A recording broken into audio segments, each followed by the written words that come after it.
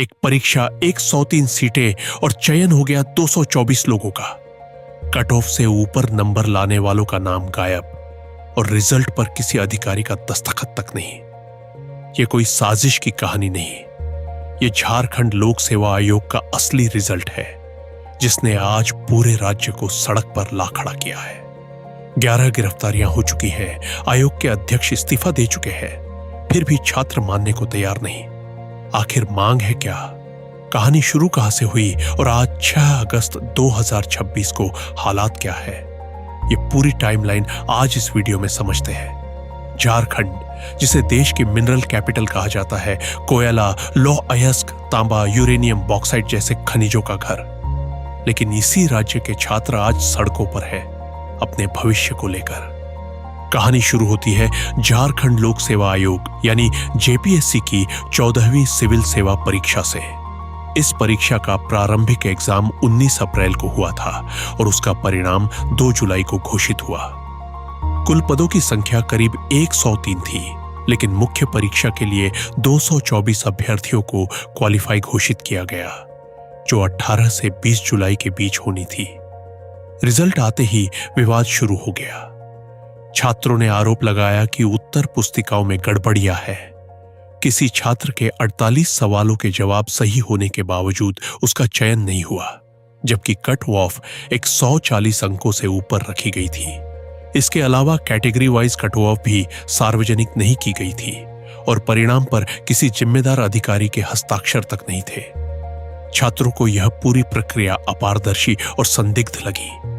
जैसे जैसे संदेह बढ़ा, छात्र सड़कों पर उतरने लगे। रांची में धरना प्रदर्शन शुरू हुआ, भूख हड़ताल शुरू हुई।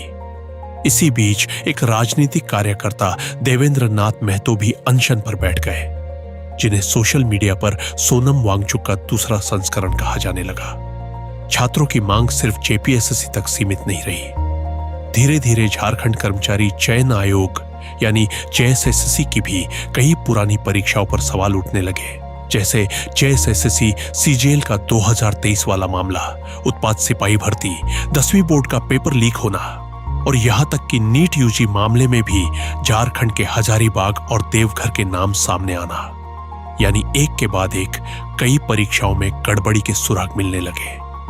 आंदोलन बढ़ता देख आयोग ने मेंस परीक्षा को स्थगित कर दिया।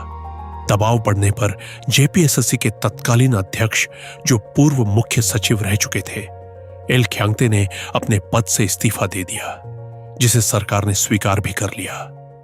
साथ ही इस मामले में एफआईआर भी दर्ज हुई। 23 जुलाई को मुख्यमंत्री हेमंत सोरेन ने मामला राज्य की जांच एजेंसी सीआईडी को सौंपा। परीक्षा आयोजित कराने से जुड़े 8 ठिकानों पर छापेमारी हुई, जिसमें परीक्षा नियंत्रक श्वेता गुप्ता समेत 11 लोगों की गिरफ्तारी हुई। जेपीएससी अध्यक्ष से भी घंटों पूछताछ हुई। इसके बाद 25 जुलाई से 29 सितंबर के बीच प्रस्तावित 9 परीक्षाओं को रद्द कर दिया गया, लेकिन छात्र यही संतुष्ट नहीं हुए। छात्रों का सीधा तर्क था कि राज्य की अपनी जांच एजेंसी सीआईडी से निष्पक्ष जांच की उम्मीद नहीं की जा सकती, क्योंकि शिक्षा विभाग खुद मुख्यमंत्री हेमंत सोरेन के पास है। इसलिए मांग उठी कि जांच केंद्रीय एजेंसी यानी सीबीआई से करवाई जाए। छात्रों की प्रमुख मांगें कुछ इस तरह थी: परीक्षा आयोजित कराने वाली निजी एजेंसी की सभी परीक्षाएं रद्द की जाए, जेपीएससी और जेएसएससी की तमाम कथित अनियमितताओं की सीबीआई जांच हो, दोषी अधिकारियों को निलंबित कर सख्त कार्रवाई हो और साफ सुथरे ट्रैक रिकॉर्ड वाले नए अधिकारी नियुक्त हो। इसी दौरान परीक्षा एजेंसी से जुड़े एक व्यक्ति अभय तिवारी का नाम सुर्खियों में आया, जिसे छात्र इस पूरे कथित घोटाले का मास्टरमाइंड बताते रहे। आरोप था कि उसने खुद कई सरकारी परीक्षाएं पास की थी और उसके परिवार के सदस्य भी सरकारी नौकरियों में है। छात्रों ने साफ चेतावनी दी थी कि अगर मांगे नहीं मानी गई तो वे विधानसभा का घेराव करेंगे। एक दिलचस्प पहलू यह रहा कि दिल्ली में हुए छात्र आंदोलन की तुलना में झारखंड के इस आंदोलन को राष्ट्रीय राजनीति और मीडिया से लगभग वैसा समर्थन नहीं मिला। छात्रों ने खुद सोशल मीडिया पर सवाल उठाया कि क्या झारखंड सिर्फ खनिजों के लिए जाना जाएगा, यहाँ के छात्रों के लिए नहीं। राजनीतिक तस्वीर कुछ ऐसी रही। भाजपा विपक्ष में होने के चलते संसद और राज्य दोनों जगह मुखर रही और सरकार पर सवाल उठाती रही। कांग्रेस झारखंड में सत्तारूढ़ गठबंधन का हिस्सा होने के कारण शुरू में सीधा टकराव नहीं दिखा। हालांकि बाद में एनएसयूआई और कांग्रेस नेता सक्रिय हुए। कुछ अन्य नेताओं ने शुरुआत में अनुपस्थिति को लेकर आलोचना झेली, बाद में समर्थन का बयान आया।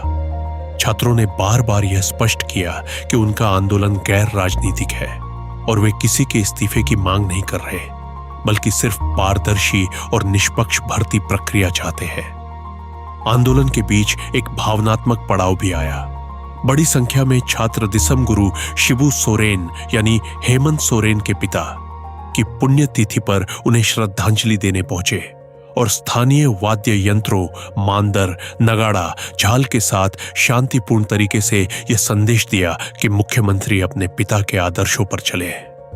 ग्राउंड पर मौजूद छात्रों ने अपनी पीड़ा साझा करते हुए बताया कि कैसे सालों की तैयारी बार बार पेपर लीक और परीक्षा रद्द होने से बर्बाद हो जाती है, कैसे परीक्षा फॉर्म की महंगी फीस भी एक तरह का बोझ है और कैसे सर्टिफिकेट ऑफ सीटों की खरीद फरोख्त के आरोप आम हो चुके हैं। कई छात्रों ने झारखंड की स्थानीय भाषाओं से जुड़ी नियुक्तियों में नियमों की असंगति पर भी सवाल उठाए। आंदोलन के लगभग 2 सप्ताह बाद स्थिति में बदलाव आए।